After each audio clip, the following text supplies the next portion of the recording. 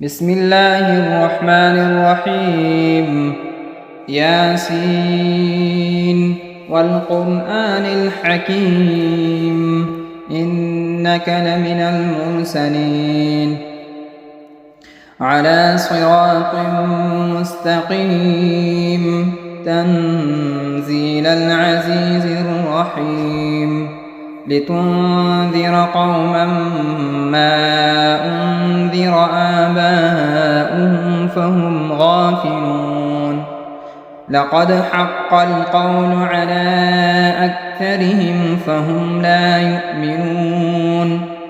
إنا جعلنا في أعناقهم أغلالا فهي إلى الأذقان فهم مقمحون وجعلنا من بين أيديهم سدا ومن خلفهم سدا فأغشيناهم فهم لا يبصرون وسواء عليهم أأنذرتهم أم لم تنذرهم لا يؤمنون إنما تنذر من اتبع الذكر وخشي الرحمن بالغيب فبشره بمغفرة وأجر كريم إنا نحن نحيي الموتى ونكتب ما قدموا وآثارهم وكل شيء أحصيناه في إمام مبين واضرب لهم مثلا أصحاب القرية إذ جاءها المرسلون إذ أرسلنا إليهم اثنين فكذبوهما فعززنا بثالث فقالوا إنا إليكم مرسلون قالوا ما أنتم إلا بشر مثلنا وما أنزل الرحمن من شيء إن أنتم إلا تكذبون قالوا ربنا يعلم إنا إليكم لمرسلون وما علينا إلا البلاغ المبين قالوا إنا تطيرنا بكم لئن لم تنتهوا لنرجمنكم وليمسنكم منا عذاب أليم قالوا طائركم معكم أئن ذكرتم بل أنتم قوم مسرفون وجاء من أقصى المدينة رجل يسعى قال يا قوم اتبعوا المرسلين اتبعوا من لا يسألكم أجرا وهم مهتدون وما لي لا أعبد الذي فطرني وإليه ترجعون أأتخذ من دونه آلهة إن يردني الرحمن بضر لا تغن عني شفاعتهم شيئا ولا ينقذون إني إذا لفي ضلال مبين إني آمنت بربكم فاسمعون قيل ادخل الجنة قال يا ليت قومي يعلمون بما غفر لي ربي وجعلني من المكرمين وما أنزلنا على قومه من بعده من جند من السماء وما كنا منزلين إن كانت إلا صيحة واحدة فإذا هم خامدون يا حسرة على العباد ما يأتيهم من رسول إلا كانوا به يستهزئون ألم يروا كم أهلكنا قبلهم من القرون أنهم إليهم لا يرجعون وإن كل لما جميع لدينا محضرون وآية لهم الأرض الميتة أحييناها وأخرجنا منها حبا فمنه يأكلون وجعلنا فيها جنات من نخيل وأعناب وفجرنا فيها من العيون ليأكلوا من ثمره وما عملته أيديهم أفلا يشكرون سبحان الذي خلق الأزواج كلها مما تنبت الأرض ومن أنفسهم ومما لا يعلمون وآية لهم الليل نسلخ منه النهار فإذا هم مظلمون والشمس تجري لمستقر لها ذلك تقدير العزيز العليم والقمر قدرناه منازل حتى عاد كالعرجون القديم لا الشمس ينبغي لها أن تدرك القمر ولا الليل سابق النهار وكل في فلك يسبحون وآية لهم أنا حملنا ذريتهم في الفلك المشحون وخلقنا لهم من مثله ما يركبون وإن نشأ نغرقهم فلا صريخ لهم ولا هم ينقذون إلا رحمة منا ومتاعا إلى حين وإذا قيل لهم اتقوا ما بين أيديكم وما خلفكم لعلكم ترحمون وما تأتيهم من آية من آيات ربهم إلا كانوا عنها معرضين وإذا قيل لهم أنفقوا مما رزقكم الله قال الذين كفروا للذين آمنوا أنطعم من لو يشاء الله أطعمه إن أنتم إلا في ضلال مبين ويقولون متى هذا الوعد إن كنتم صادقين ما ينظرون إلا صيحة واحدة تأخذهم وهم يخصمون فلا يستطيعون توصية ولا إلى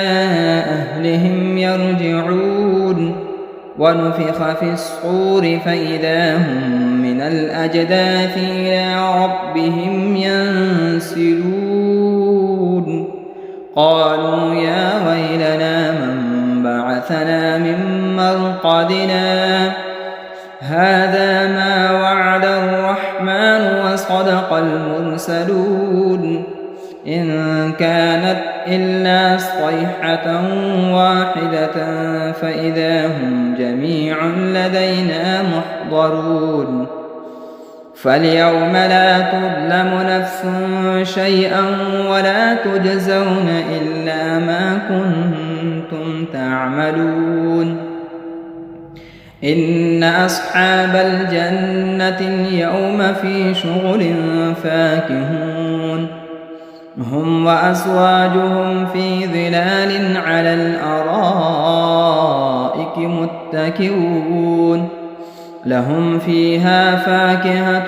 ولهم ما يدعون سلام قولا من رب رحيم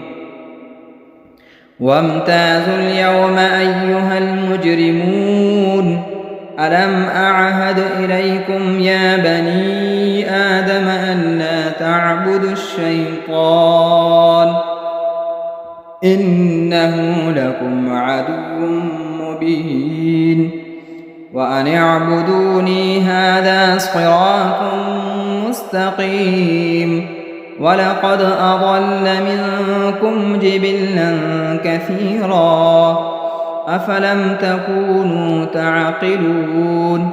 هذه جهنم التي كنتم توعدون اصلوها اليوم بما كنتم تكفرون اليوم نختم على أفواههم وتكلمنا أيديهم وتشهد أرجلهم بما كانوا يكسبون ولو نشاء لطمسنا على أعينهم فاستبقوا الصراط فأنى يبصرون ولو نشاء لمسخناهم على مكانتهم فما استطاعوا مضيا ولا يرجعون ومن نعمره ننكسه في الخلق أفلا يعقلون وما علمناه الشعر وما ينبغي له إن هو إلا ذكر وقرآن مبين لينذر من كان حيا ويحق القول على الكافرين أولم يروا أنا خلقنا لهم مما عملت أيدينا أنعاما فهم لها مالكون وذللناها لهم فمنها ركوبهم ومنها يأكلون ولهم فيها منافع ومشارب أفلا يشكرون واتخذوا من دون الله آلهة لعلهم ينصرون لا يستطيعون نصرهم وهم لهم جند محضرون فلا يحزنك قولهم إنا نعلم ما يسرون وما يعلنون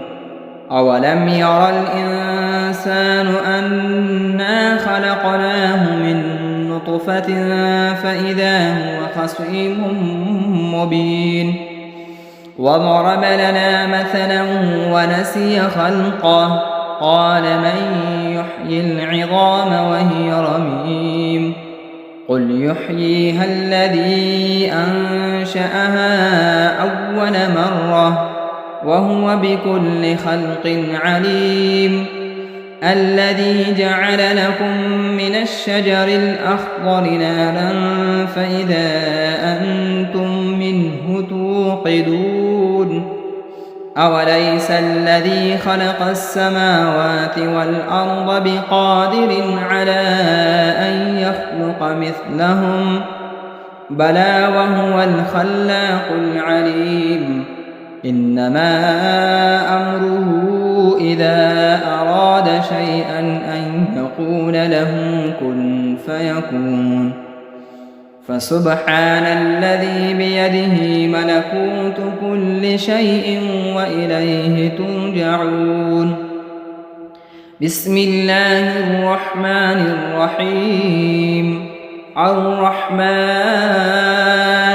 علم القرآن خلق الإنسان علمه البيان الشمس والقمر بحسبان والنجم والشجر يسجدان والسماء رفعها ووضع الميزان ألا تطغوا في الميزان وأقيموا الوزن بالقسط ولا تخسروا الميزان والأرض وضعها للأنام فيها فاكهة والنخل ذات الأكمام والحب ذو العصف والريحان فبأي آلاء ربكما تكذبان خلق الإنسان من صلصال كالفخار وخلق الجان من مارج من نار فبأي آلاء ربكما تكذبان رب المشرقين ورب المغربين فبأي آلاء ربكما تكذبان مرج البحرين يلتقيان بينهما برزخ لا يبغيان فبأي آلاء ربكما تكذبان يخرج منهما اللؤلؤ والمرجان فبأي آلاء ربكما تكذبان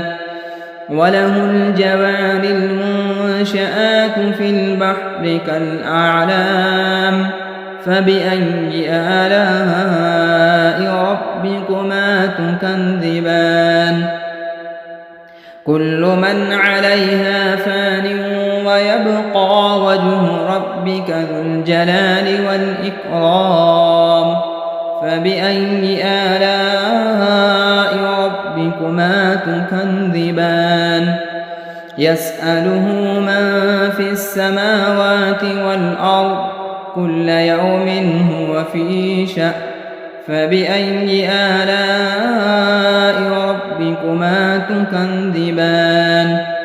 سنفرغ لكم أيها الثقلان فبأي آلاء ربكما تكذبان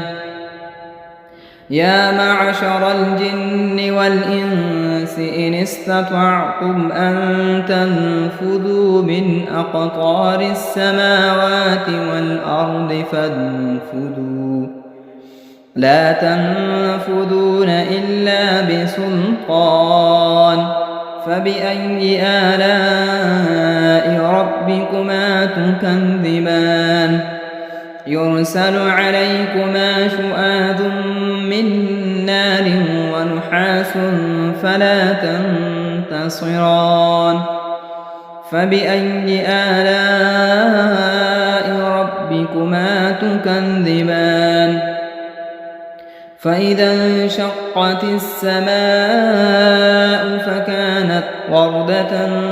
كالدهان فبأي آلاء ربكما تكذبان فيومئذ لا يسأل عن ذنبه إنس ولا جان فبأي آلاء ربكما تكذبان يعرف المجرمون بسيماهم فيؤخذ بالنواصي والأقدام فبأي آلاء ربكما تكذبان هذه جهنم التي يكذب بها المجرمون يطوفون بينها وبين حميم آن فبأي آلاء ربكما تكذبان ولمن خاف مقام ربه جنتان فبأي آلاء ربكما تكذبان ذواتا أفنان فبأي آلاء ربكما تكذبان فيهما عينان تجريان فبأي آلاء ربكما تكذبان فيهما من كل فاكهة زوجان فبأي آلاء ربكما تكذبان متكئين على فرش بطائنها من استبرق وجنى الجنتين دان فبأي آلاء ربكما تكذبان فيهن قاصرات الطرف لم يطمثهن إنس قبلهم ولا جان فبأي آلاء ربكما تكذبان كأنهن الياقوت والمرجان فبأي آلاء ربكما تكذبان هل جزاء الإحسان إلا الإحسان فبأي آلاء ربكما تكذبان ومن دونهما جنتان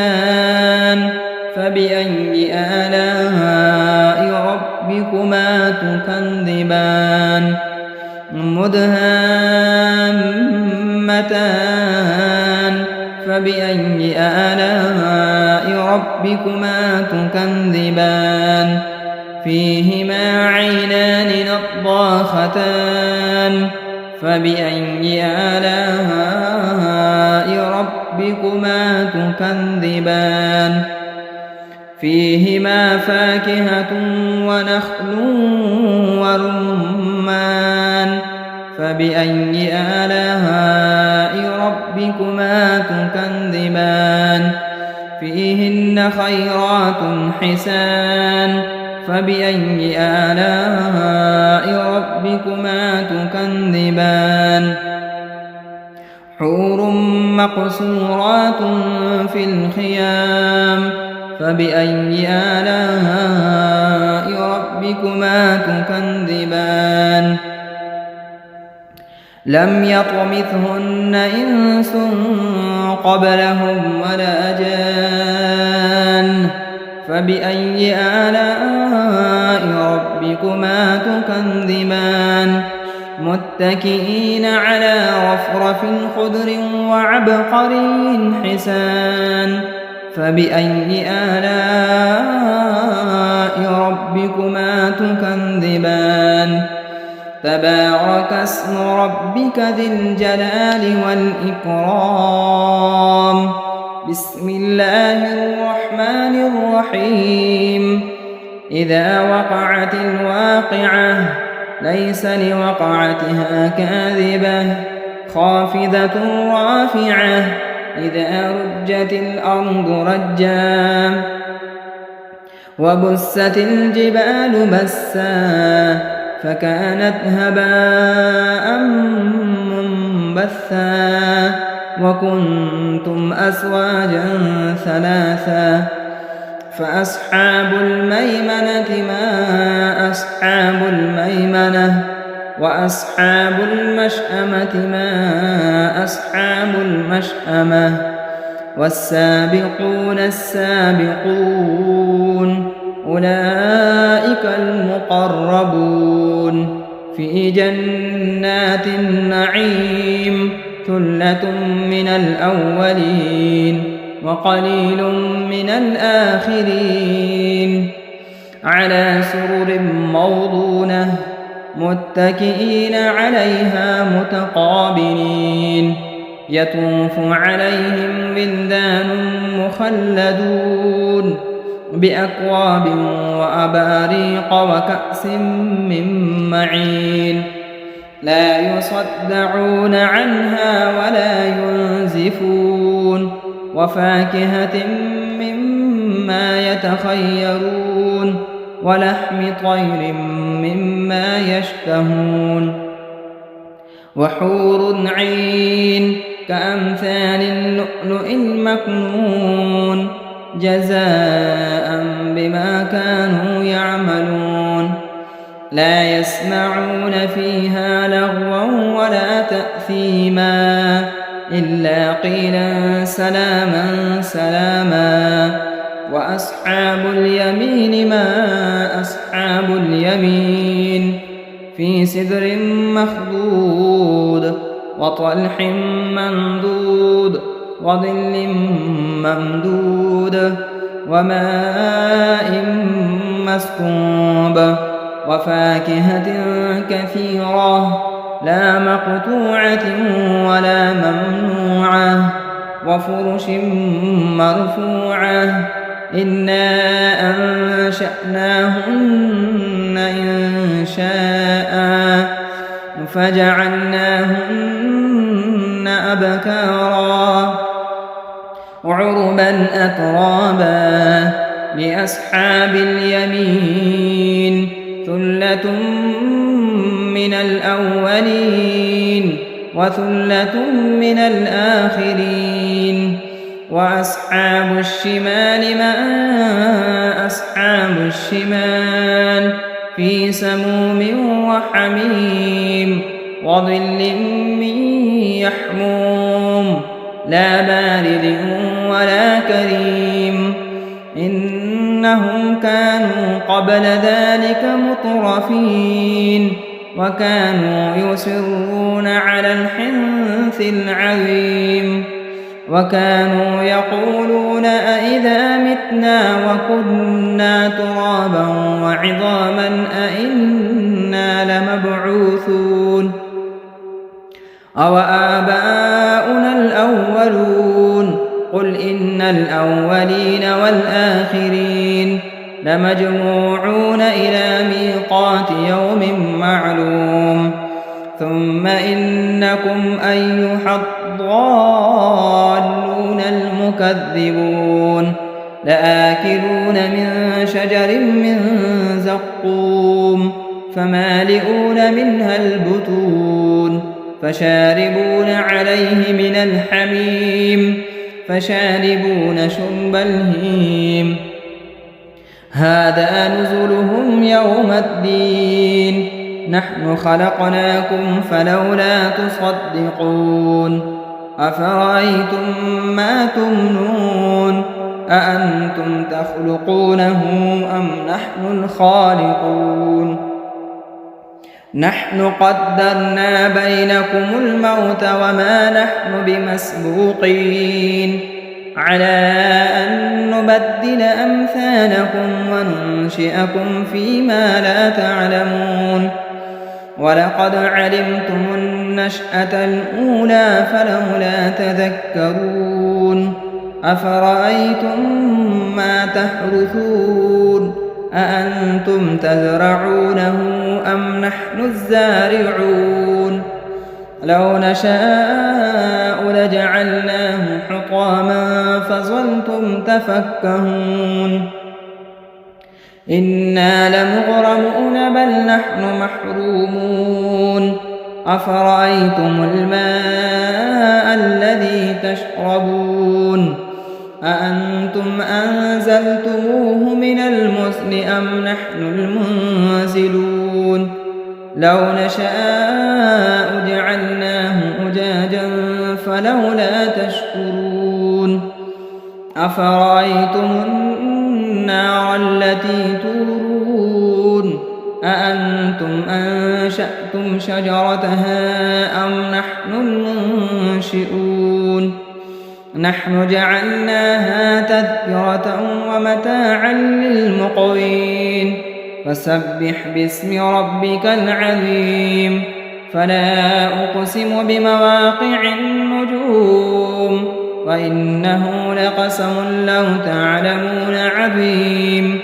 إنه لقرآن كريم في كتاب مكنون لا يمسه إلا المطهرون تنزيل من رب العالمين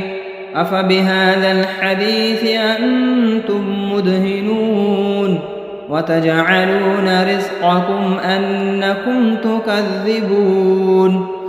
فلولا إذا بلغت الحلقوم وأنتم حينئذ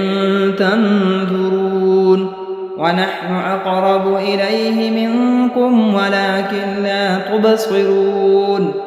فلولا إن كنتم غير مدينين ترجعونها إن كنتم صادقين فأما إن كان من المقربين فروح وريحان وجنة نعيم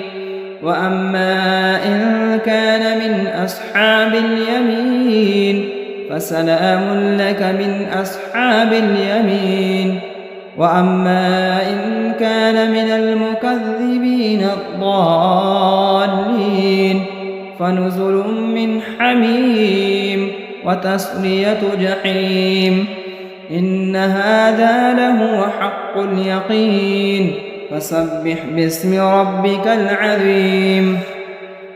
بسم الله الرحمن الرحيم تبارك الذي بيده الملك وهو على كل شيء قدير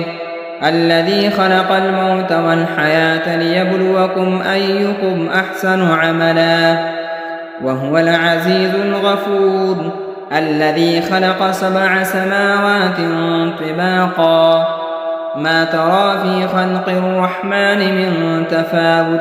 فارجع البصر هل ترى من فتور ثم ارجع البصر كرتين ينقلب إليك البصر خاسئا وهو حسير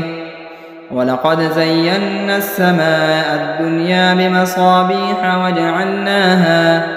وجعلناها رجوما للشياطين وأعتدنا لهم عذاب السعير وللذين كفروا بربهم عذاب جهنم وبئس المصير إذا ألقوا فيها سمعوا لها شهيقا وهي تفور تكاد تميز من الغيظ كلما ألقي فيها فوج سألهم خزنتها ألم يأتكم نذير قالوا بلى قد جاءنا نذير فكذبنا وقلنا ما نزل الله من شيء إن أنتم إلا في ضلال كبير وقالوا لو كنا نسمع أو نعقل ما كنا في أصحاب السعير فاعترفوا بذنبهم فسحقا لأصحاب السعير إن الذين يخشون ربهم بالغيب لهم مغفرة وأجر كبير وأسروا قولكم أو اجهروا به إنه عليم بذات الصدور ألا يعلم من خلق وهو اللطيف الخبير هو الذي جعل لكم الأرض ذلولا فامشوا في مناكبها وكلوا من رزقه وإليه النشور أأمنتم من في السماء أن يخسف بكم الأرض فإذا هي تمور أم أمنتم من في السماء أن يرسل عليكم حاصبا فستعلمون كيف نذير ولقد كذب الذين من قبلهم فكيف كان نكير أولم يروا إلى الطير فوقهم صافات ويقبض ما يمسكهن إلا الرحمن إنه بكل شيء بصير أمن هذا الذي هو جند لكم ينصركم من دون الرحمن إن الكافرون إلا في غرور أمن هذا الذي يرزقكم إن أمسك رزقه بل لجوا في عتو ونفور أفمن يمشي مكبا على وجهه أهدى أمن يمشي سويا على صراط مستقيم قل هو الذي أنشأكم وجعل لكم السمع والأبصار والأفئدة قليلا ما تشكرون قل هو الذي ذرأكم في الأرض وإليه تحشرون ويقولون متى هذا الوعد إن كنتم صادقين قل إنما العلم عند الله وإنما أنا نذير مبين فلما رأوه زلفة سيئت وجوه الذين كفروا وقيل هذا الذي كنتم به تدعون قل أرأيتم إن أهلكني الله ومن معي أو رحمنا فمن يجير الكافرين من عذاب أليم قل هو الرحمن آمنا به وعليه توكلنا فستعلمون من هو في ضلال مبين قل أرأيتم إن أصبح ماؤكم غورا فمن يأتيكم بماء معين صدق الله مولانا العظيم.